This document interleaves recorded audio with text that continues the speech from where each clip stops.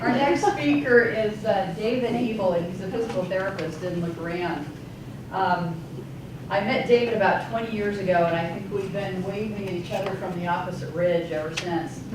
What I noticed is a lot of what David is going to talk about is not actually on this list. So we talked on the way over here about this list a little bit, and we'll jump off from there. But this may give you something in hand to interact with as well. Is that right? Yep, great. Let's see.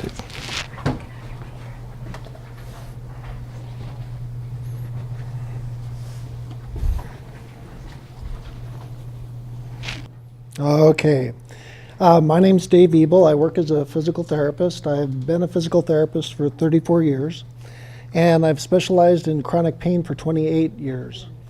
One of the things that I'd like to share with you personally is that one of the things that brought me to chronic pain is my diagnosis with psoriatic arthritis, which is very similar to rheumatoid arthritis, and with fibromyalgia as well. And so I came into chronic pain, being in chronic pain, and trying to figure out how to help people that are in chronic pain. And so in doing that, it's given me the opportunity to try out most of these methods that I'm going to be talking about. And the big piece that I'd like to put out to everyone is that it's all a piece of the puzzle.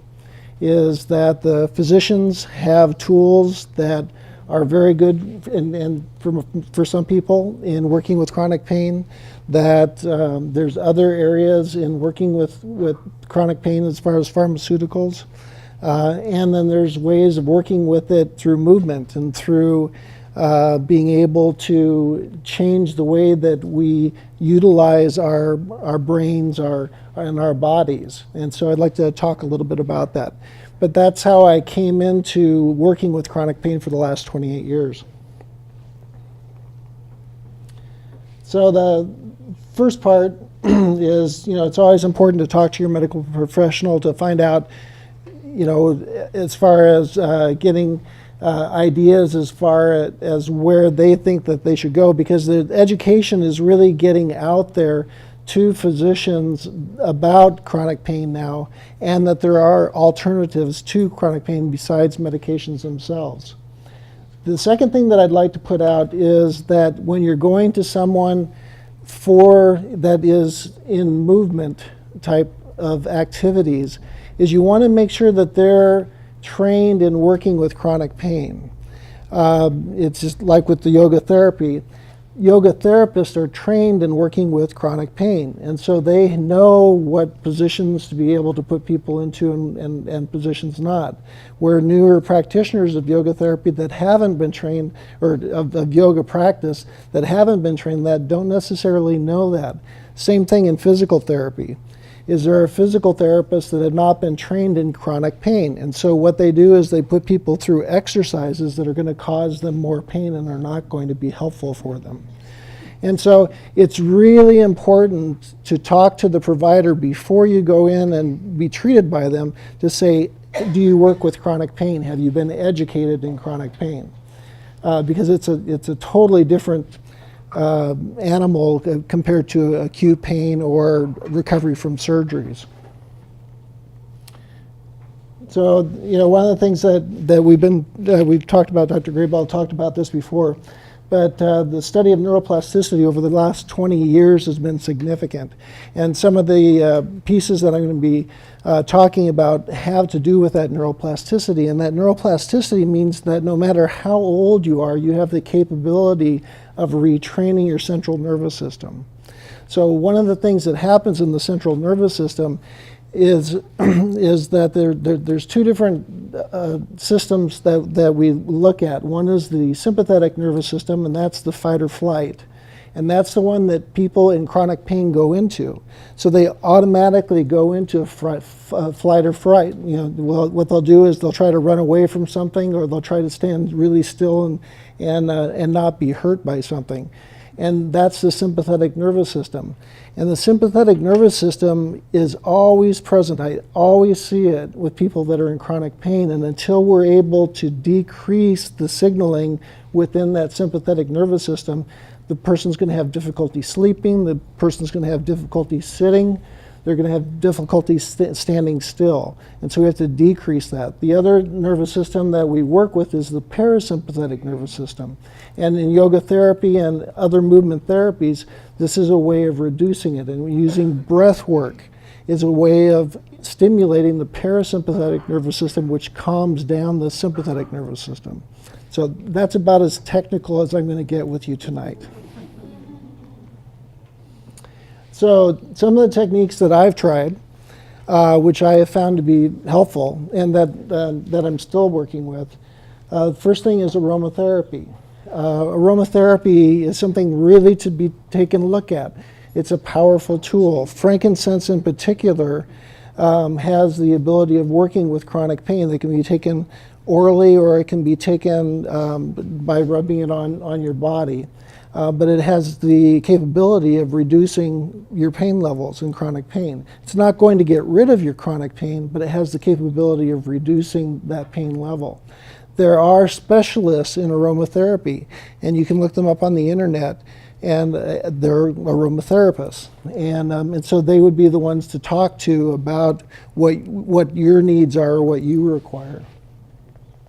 Acupuncture, I have found for myself to be very, very helpful. There's a lot of studies out there that have proven that acupuncture is extremely helpful with chronic pain. I go to acupuncture on a weekly basis. Again, it may not get rid of your chronic pain, but it will decrease that pain level so you're able to be more productive in your life. And they do use needles. But for the most part, they don't hurt. Massage therapy is also an extremely good form, and there's been a lot of research on massage therapy, particularly on a consistent basis. So on a every 2 to 3 week basis in getting massage therapy, what happens is there's an increase in circulation, there's a decrease in sympathetic tone, so of the sympathetic nervous system, and there's an increase in parasympathetics. And so what that does is it decreases your fight or flight, helps you sleep better at night, and decreases your pain level. Chiropractic treatments. The thing that I state about chiropractic treatments is, again, talk to the practitioner before you go there, because there are chiropractors that are not trained in chronic pain. And so they're going to do what they are trained to do, which may harm you. There are some very good chiropractors that I've been treated by that have a special neurological training in working with chronic pain, and they do an extremely good job, and they're very gentle with their work. And chiropractic, of course, is working with the spine and manipulating the spine. So everyone in chronic pain has low vitamin D. That's something that you really want to have checked, and it's something that you want to talk to your physician about.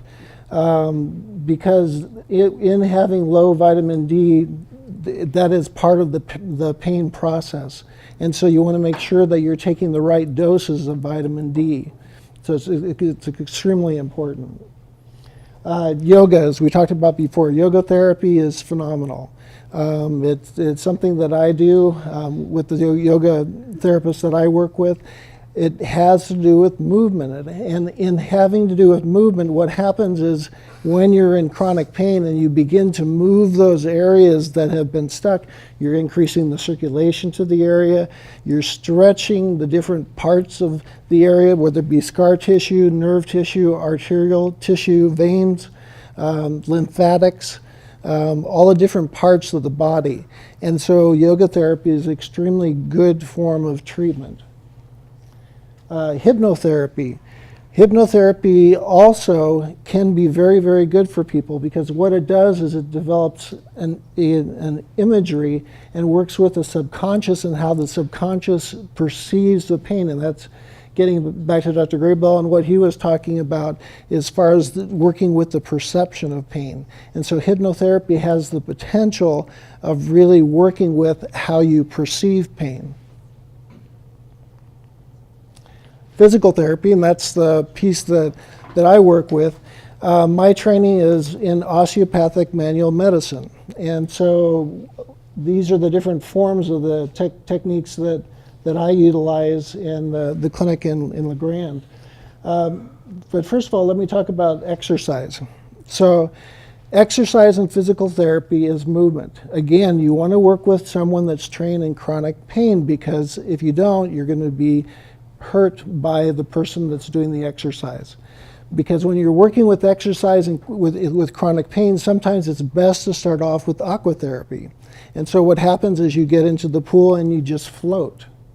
What that does, again, is it stimulates that parasympathetic nervous system, which helps to calm down your central nervous system. And in that way, it calms down your sympathetic nervous system as well. So we use a lot of aquatherapy at our clinic with the people that we work with chronic pain. And then what happens is that we move them out of the pool where they don't need that support anymore, and then we start working with them in exercises in the gym. The manual therapy techniques, I'll just go through them quickly. The cranial sacral therapy is a technique that is working with the central nervous system. And so what it is, it's a training that we go through in which we're taught how to palpate working with the central nervous system and being able to change what happens with the central nervous system, particularly the limbic system. And the limbic system is the part of the brain that perceives your emotional state. And so what happens when you are in chronic pain is that your emotional state is heightened. And so as it's heightened, whatever comes at you or at me when I'm in chronic pain seems dangerous. And so then I react to that. And so what happens with the cranial sacral therapy is that we're trained to be able to increase the circulation to the limbic system and to be able to decrease that reaction. And it works. Myofascial release therapy. The fascia is now medically, it's one of the largest organs in the body. And the fascia is attached to everything within the body.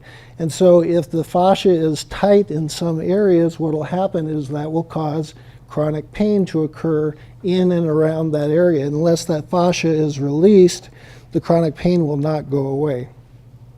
And sometimes in just doing the myofascial release therapy, the chronic pain that's been there for years will go away. Visceral mobilization. This is Dr. Jean-Pierre Burrell's work. This is a French physician. And this is working with the organs themselves, because sometimes what will happen, and this happens a lot, particularly in pregnancy or any type of damage that's been done to the abdominal area, is that the viscera can actually hold tension. So what Dr. Burrell talks about is the way that the organs are supposed to move when you breathe. If they don't do that, what happens is toxicity begins to form and people begin to have pain, and that pain will become chronic. And so in working with the viscera, what happens is that we feel what the movement of the viscera is and then actually assist that movement so it becomes normal. And we've seen cases where people have been in pain for 15, 20 years, they have no more pain because the cause of it has been corrected. Strain counter-strain techniques. This is Dr. Larry Jones's work. He's a physician from Ontario, Oregon. He's since passed away, but I had the opportunity to train with him for a couple of years. And in the strain counter-strain technique, what we're working with is the fascial linings and then the connective tissue within the different tissues within the body, whether it be arterial, vein, lymph, muscle, and any of the connective tissues. Lymph drainage. This is it's a French technique. Dr. Bruno Chicley is an osteopathic physician from France. And what he found through his research is that areas of chronic pain can be caused because the lymph gets stuck within the tissue. And so you get lymph axial congestion. An example of this is a woman that I worked with that had been in a severe abdominal pain or pelvic pain for years, and I had been trained in working with the visceral work, and I did all that with her. and I had gone to the lymph class, and I came back and I said, I've got this new technique, do you mind if we give it a try? Because the visceral work wasn't working. And so I did the lymph work with her, and within 5 minutes her pelvic pain was gone. And she had had it for years. But it was because of the microedemas that were occurring within the pelvic region. Somatoemotional release techniques. And this is a very powerful technique in which what we do is we pay attention to what the person is saying that we're working with, and listen to them and just give them feedback, because again, the emotional aspect of the cause of the pain, if that's not dealt with, then the pain doesn't go away. And a perfect example of this is a woman that I worked with that had had pain for years in her ankle. And she had been referred to many different places and finally got referred to our clinic. And as I was asking her about the history, and she said, well, I don't remember anything that happened to my ankle. And so I went back further in her history and I said, well, did anything happen a year or 2 years prior to when your pain began? And she said, well, we were roofing our house and I lost my footing and I slid and my ankle got caught in the gutter. And if my ankle hadn't got caught in the gutter, I would have died, because she would have fallen 2 stories onto a concrete floor. As soon as she remembered that, her pain went away. And so, it works. That's the fun part about this type of work, is that it's not evidence-based, it's outcome-based. What happens is we get outcomes. And that's I think one of the beauties of what it is that's happening here in this forum, is that we're coming together on this and we're saying we need to find different ways to treat pain. And so these outcome-based ways of treating people are coming up into the light to be able to be taken a look at, because they do work. Postural retraining, again with yoga therapy, any type of movement therapy is working with posture, and posture is extremely important. We work with that with everyone with chronic pain, because if you have bad posture, you're going to continue to have chronic pain. Mechanical link techniques, this is Dr. Paul Chauffeur's work. He's a physician from France as well. And in his work, what he does is he works mostly with the arterial system, because what will happen is if you have an injury that happens very quickly over a short period of time, is that the artery itself, the arterial wall, can become stretched. And then the muscles around that artery will go into contraction to protect that artery from tearing, because if the artery tears, that's not good. People can die from that. And so in my initial training in physical therapy 34 years ago, I was trained to treat the muscle because the muscle's in spasm. Well, when I went to Dr. Paul Chauffeur's work over a period of years, what I recognized is if I treat the artery and the arterial wall and the stretching that occurred in the artery, that the muscle spasm goes away automatically because it no longer needs to protect the artery. And so again, in working with chronic pain and getting to the cause of the chronic pain, we're able to release the chronic pain. Naturopathic practice. Physicians of naturopathy, again, we're looking at outcome-based material, is that they work holistically in looking at diet. They take a look at the osteopathic manual medicine that I was talking about, that I do as well. They look at nutrition. They look at homeopathics. They look at different ways of working with people that are in a painful state. Again, I just put forth, make sure that they've worked with someone in chronic pain conditions, because some naturopaths are not educated in chronic pain. Balneotherapy, and this is a fun word that means soaking in a tub with Epsom salts. or dead sea salts. And it's powerful, and it works well. Highly recommended. Again, it doesn't get rid of chronic pain, but what it does is it puts you in a place where you're able to sleep at night, and it works well. My kids who are athletes, it's acute pain, but my kids who are athletes spend a lot of time in our tub at night. Meditation practices. So meditation is also an extremely important part of being able to come within yourself, to be able to slow down your sympathetic nervous system, to be able to increase the parasympathetics. And so what that does is it brings your limbic system into balance so that you're no longer in fight or flight, so that you're being able to perceive your emotions correctly. You're able to be present in your body.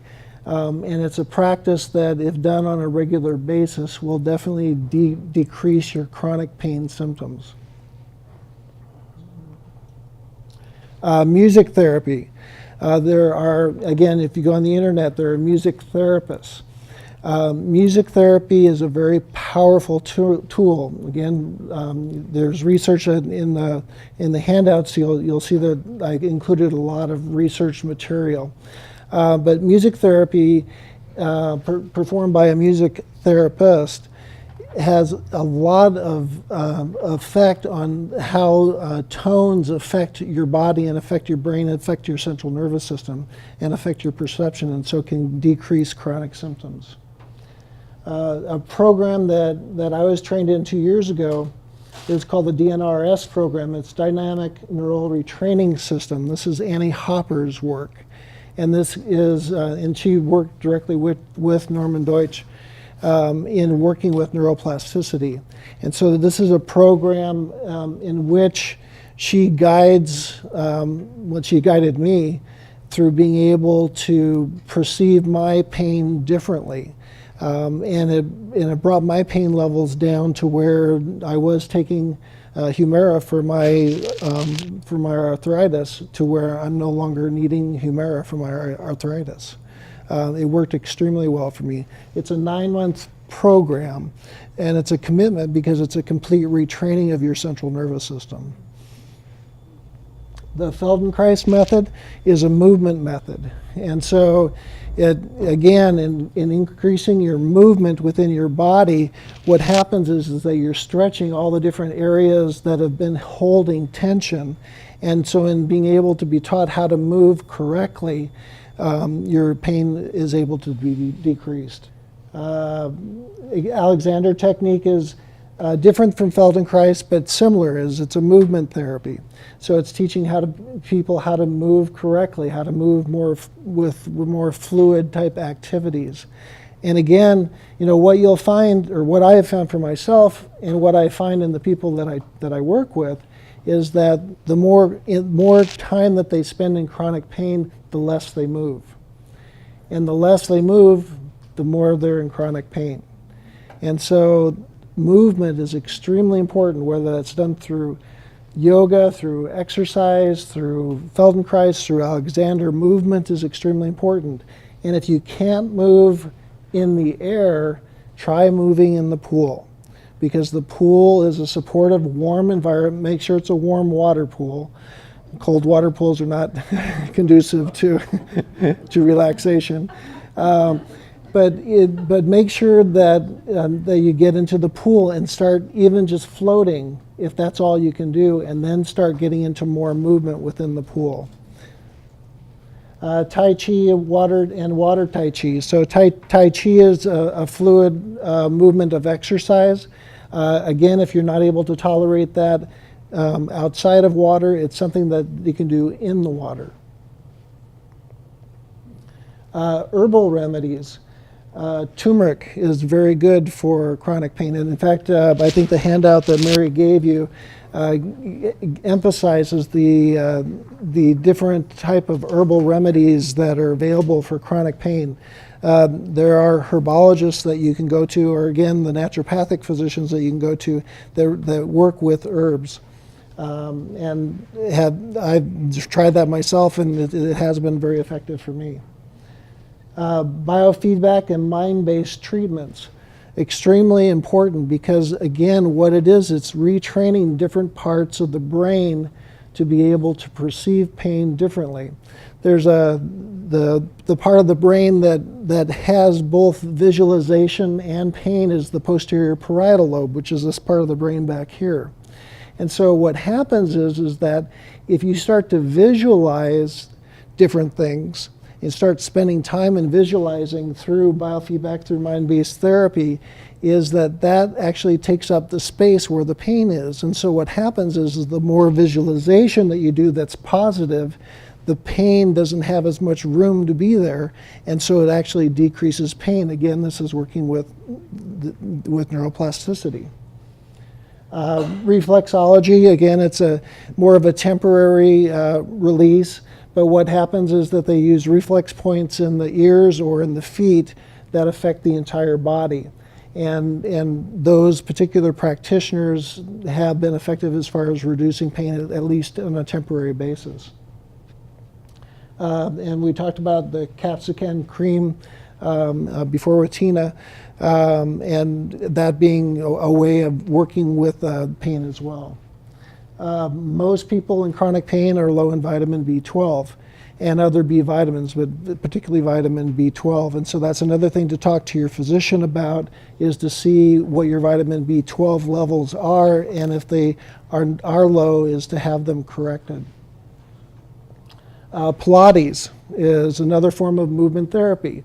It works on strengthening. It also works on stretching and works with movement in the body. And as you can tell, I'm putting a lot of emphasis on movement. And the reason why, again, is in people that are in chronic pain tend not to move very much. They tend not to get out and walk very much. They tend not to be very active, particularly when you get into the higher levels of chronic pain. And so movement is extremely important. Pilates is the more advanced movement, and so it's a little bit more intense. It would be a little bit later on in the program, but it's also very effective. And then you'll see in the handout the reference material that I've placed in there, and that it shows some of the research that backs up these different forms of therapy. The two top ones up here, the upledger.com, if you're interested in people that do practice osteopathic manual medicine, which is what I talked about pretty thoroughly, what you do is just go to that website, and there's an area that says find a practitioner, and you can find a practitioner that's had education in that area that may be in or around the area. Also, the strain counter-strain techniques, they also have find a therapist. And again, the strain counter-strain techniques are also extremely effective. And that's it for me. Do you have any questions? Yeah, I just wanted to draw another parallel with the samatha, the emotional release techniques. A big piece of yoga therapy is there's a place for talk therapy. In yoga therapy, we have the client manifest trauma in their body, and then as a yoga therapist, we work with the area where it's manifesting. Same thing, I had a woman who had found her husband who had taken his life, and she came in with a 15-year limp. 2 sessions later, after identifying that the holding was in the hip, she walked out. It was just, it's like you said, it's amazing when you deal, because all of our pain is emotionally related. And even if it's pain from injury or an accident, we hold pain at the cellular level. So when we can address the true root cause of the pain, then the release happens and the pain can just leave. Yeah, and it is amazing, you know, and again, this is, you know, this is outcome. Because, you know, as you know, another example is a woman that I worked with that had a frozen shoulder. What had happened for her is we found out that it was about 6 months after her daughter died in a traumatic car accident that she had a frozen shoulder. As soon as we brought that into memory and worked with that, she had full range of motion. You know, 34 years ago, I would have been reaming on her to try to get, you know, her shoulder moved. And all we did is we talked for 15 minutes and she had full range of motion, no pain. and it was because of the emotions that she held within her body. So you know, when you witness these things, this is the thing, is that, you know, for 28 years, I've been a witness to this. And I cannot tell you how excited I am to be up here talking about this in this forum, because there are ways of working with chronic pain to be able to get actually at the cause of chronic pain and to be able to release them. There are some areas and there's some people with chronic pain that this does not work, that they need pharmaceutical intervention. And it's really important to recognize that there's pieces of the puzzle, and when they all come together and work together as a team, is that change can definitely happen for people. I mean, it is so exciting, because there are ways, and the more educated we all become, and the more accepting we become of not just evidence-based practice, but also outcome-based practice, and looking at that, is the broader the picture becomes, and the more people that we're able to help, and then the more practitioners will become trained in this type of work. You know, the osteopathic manual medicine that I do, that is done by physicians. There are physicians that do that. Not just osteopathic physicians, but medical doctors as well. There are nurses that do this work. There are massage therapists that do this work. Then each brings their own practice into their knowledge base as far as how they utilize this work. And that's it, is that as it becomes more accepted, and as the public becomes more educated, and as practitioners become more educated, it definitely takes that next step. So thank you.